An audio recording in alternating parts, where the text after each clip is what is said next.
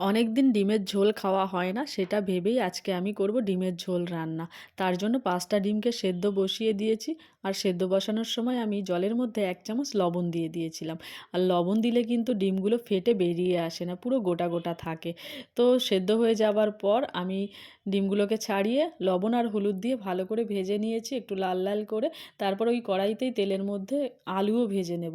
আলু ভাজতে ভাজতে আমি কিন্তু একটা মশলা তৈরি করে নিয়েছি আদা, রসুন, কাঁচা লঙ্কা, পেঁয়াজ, জিরে, টমেটো এগুলো দিয়ে। আর ওর মধ্যে নরম নারকেল দিয়েছিলাম। আর নারকেলটা দেওয়াতে না ওর টেস্ট আরও বেড়ে গেছে।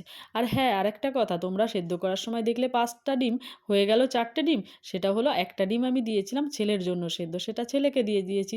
তো এদিকে মশলা কষানো হয়ে গেলে আলুটা দিয়ে নাড়িয়ে চাড়িয়ে লবণ হলুদ আগেই দিয়ে দিয়েছিলাম। তারপর ঝোলটা দিয়ে দেবো। ঝোলটা ফুটে আসলে ওর মধ্যে ভেজে রাখা ডিমটা দিয়ে দেবো। তারপর গ্রেভি ভাব চলে এলে ওর মধ্যে গরম মশলা আর ধনেপাতা ছড়িয়ে নামিয়ে নিলেই কিন্তু রেডি। গরম গরম ভাতে দারুণ লাগে। তো আমার ভিডিওটা ভালো লাগলে তোমরা চ্যানেলটাকে সাবস্ক্রাইব করে দাও, লাইক